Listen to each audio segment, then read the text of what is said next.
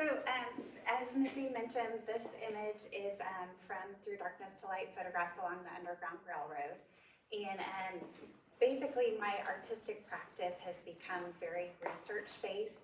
And what I'm trying to figure out is how our country's, I guess, history plays into how things are today. And what does that history mean, and how is it affecting society and the way we interact today? And so I actually, I guess in the early 2000s, I was reading the book called The Artist's Way, which I'm sure a lot of people are familiar with that, but if you're not, it's Julia Cameron. She was married to James Cameron, the film director. But she kind of took the 12-step program for alcoholism and applied it to creativity. And so you go through this 12-step process to figure out how you can become a creative person and how you can incorporate that into your life. And part of the exercise that she has you do is you write 3 pages a day. And I've kind of stuck with that since then. And I'm looking at, I guess, with the Underground Railroad, I wanted to find out, what race has played into our society. Prison industrial complex, where did that come from? The roots of it in slavery, or even as much as like the Jim Crow era laws and the black codes and all of those things. But I grew up in Indiana, and so we learned about the Underground Railroad in grade school. And I just remember wondering what that journey would have looked like. And so that kept showing up on my pages over and over and over again. And I've since come to find out that if I ignore something and it keeps coming back, then I have to pay attention to it. So I did, and so I took 14 years to complete this project. The majority of it was research, looking up. Like I said, this was the early 2000s, so this was before the Freedom Trail initiatives and other, I guess, governmental support of trying to find routes to freedom. So I would go to historical societies. I was reading books, looking through master's and doctoral theses, newspapers, period documents, all of these things, trying to piece together a possible route. And when I would get stuck, something or someone would step in and help. So I had a lot of serendipitous moments where, to the point that I would always have somebody with me to photograph, because I was photographing in the middle of the night. And so I would go out and scope locations during the day, and then I would return at night. So I would either have family members with me, or if I was away from areas that I didn't have family members, I was hiring off-duty police officers to escort me. But every time I would show up to a site to photograph, there would be a cardinal bird there. Every time, to the point where people would comment on it. I had one instance where I had my documented route that I found. It's roughly 1,400 miles as the crow flies.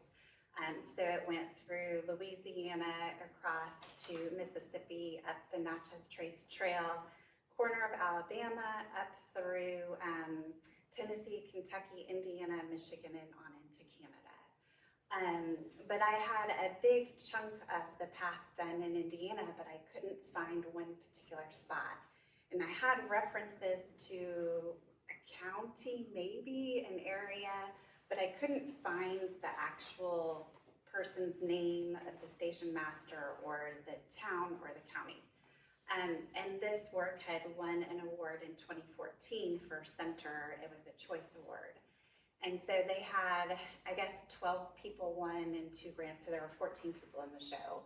And there was a woman whose work was up next to mine, and her uncle came to the show to support her. And so he asked about the body of work, and I explained it to him, and he casually says, "Oh, my ancestors were on the Underground Railroad." And I said, "Oh, really? Where at?" "Indiana." "Oh, really?" It's the one person, his ancestor was the person that I've been looking for 8 years. That's so crazy. He was able to give me that particular person's name, William Beard, and the address so that I could go photograph that house. So I had that happen when I took another image that was on the Mississippi River. Originally I was going out for about 2 weeks to photograph at one time. As I said, I'm scoping things out during the day, then I'm staying up all night to photograph. Then I'm scoping things out during the day and I'm staying up all night to photograph. So about 4 or 5 days into it, I'm completely sleep deprived and not even functioning. So when I was in Mississippi, I was like, okay, I'm just gonna go, I'm not gonna get up. I'm just gonna wait and I'm gonna get some sleep. So I turned off my alarm and I went to sleep, and then I woke up and I was like, oh, I gotta go to the bathroom. And so I got up and then I went back, and then as you get older, you have to go to the bathroom more. But anyway, so I was like, okay, so I crawled back in bed. And then right at the time that my alarm had been set for that I just turned off, the TV spontaneously turned on in the hotel room. Oh. And I was like, what's happening? And I figured it out. And so I turned the TV off and I was like, okay, still too tired. I went back to sleep. 15 minutes later, it turned back on. And I was like, I got up and I said, all right, fine.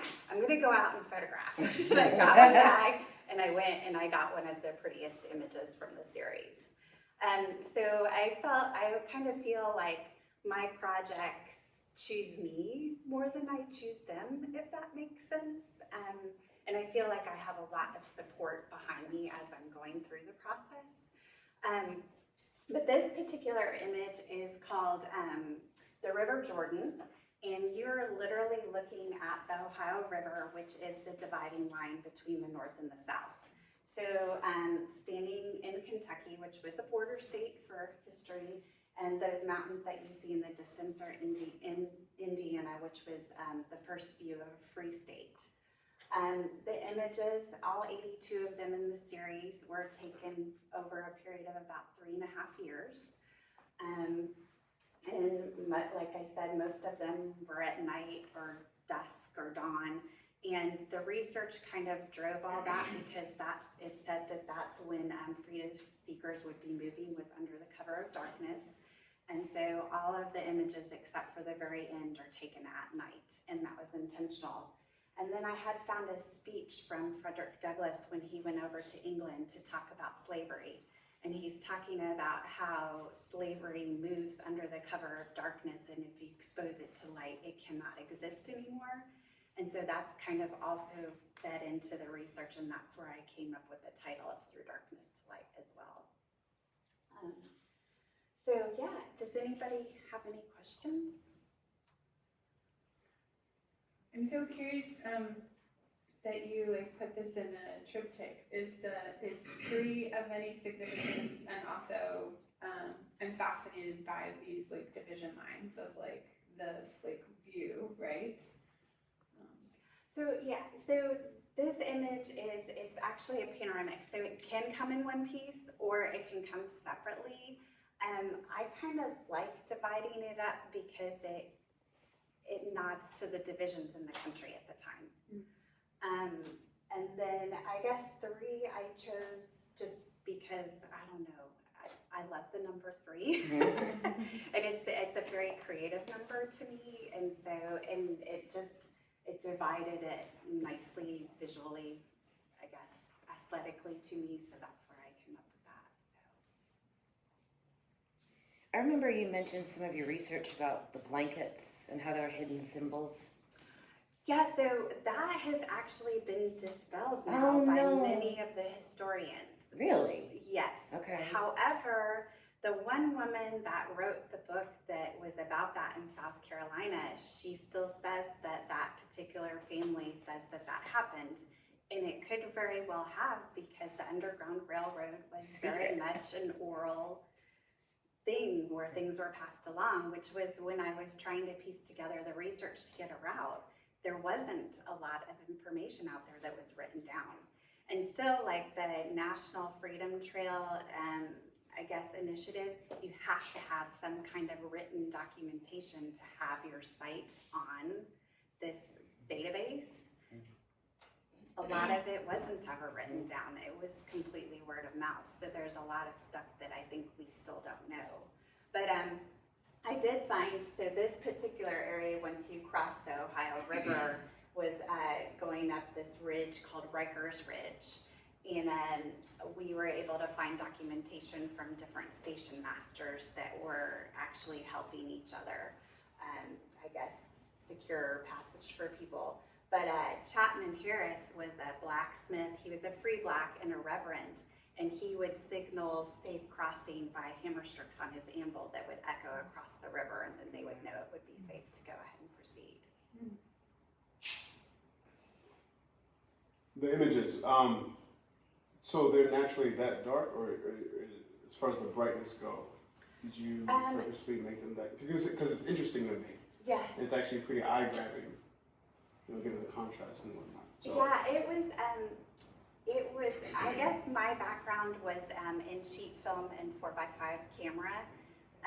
And so if you think of Ansel Adams, but a little smaller, and so I was wanting these to be, you would have all of the details in there, even if it was like a dark night, all the leaves, you could see the individual leaves. So it's very tricky. Some of the original images that I took, I actually had to go back and rephotograph because I had switched to a digital system. And I chose the Canon system because they have tilt shift lenses that work like the 4x5 camera. So if you think of like a skyscraper and you photograph it with a 35mm camera, it'll converge. With the 4x5 camera, you can straighten that building so it's completely rectangular again.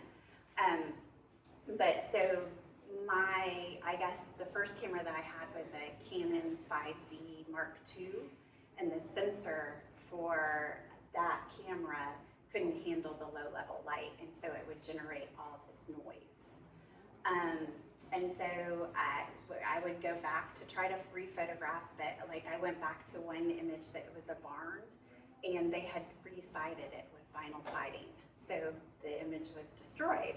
So I had to figure out how to use what I already had.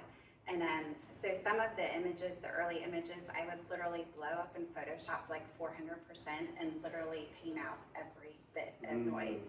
And it would take me about 8 hours a day for 3 weeks to go through one image.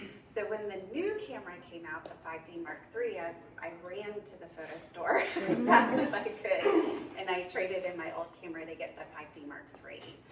But it still wasn't what I had envisioned. And so when the next iteration came out, I got the new one, because I had imagined these being like as big as this wall so that you could like walk into it and feel like you were actually in the space. But the technology at the time, this is as large as we'll go. But yeah, so when I first went out photographing, like I think I went out on a new moon in Mississippi, and it was pitch black in the forest. There wasn't any light, so I took photos for like an hour and nothing. Like there was nothing on the camera. And so I was sitting there going, what am I gonna do? I don't know. And then I had a flashlight with me, and I was like, wait a second, what if I do light painting? And so some of the images I actually did employ that technique it was solely to have enough visual information to record an image. So. Fantastic. Oh, thank you. Yeah, so I went through all of the different aspects of like, when you do film, you do, if you're in low level light situations, there's something called reciprocity failure. So the darker it gets, if you say have an exposure that's supposed to be 2.5 minutes, reciprocity failure is going to tell you that you have to take it at 5 minutes. So you have to double the time in order for that film to hold up, to have that information on there. And that's zone system, Ansel Adams, all of that stuff. So I'm applying all the stuff that you use for film to digital. So when I'm taking these images and I'm testing for the light, and it says the image should be 20 minutes, then I'm taking it for 40 minutes in order to get that much information on there. And so you'll see on some of the images star trails because the sky is moving, or we're moving, not the sky, over that time period. So yeah, and it was definitely, some of the images were an hour, some were 20 minutes. Some, if they they had some ambient light were as short as 5 minutes. It just depended. Does anybody else have any questions? That would make it really important to have someone with you. Yes. Yes. I don't think you want to be by yourself, standing by on a tripod for an hour, Yeah. waiting. But it was interesting to be out there for that amount of time, though. You're surrounded by the sounds, the bullfrogs, the coyotes baying in the distance, the cicadas, and the smell, and just being out there. I was trying to figure out if there would be a way to do like a sound design with it, because just being out there was just so incredible. And being on, I think, a lot of the southern spaces, there's this sense of weight to that land, and like the hairs on the back of my neck would stand on end when I was on the plantations, and it was very like a visceral reaction to being on this land with so much history. So yeah, if nobody's visited a plantation, it's definitely worth going. The Cane River plantations that I photographed are actually national parks, so you can visit them, and it's Natchitoches, Louisiana. Thank you, Jeanine. Thank you.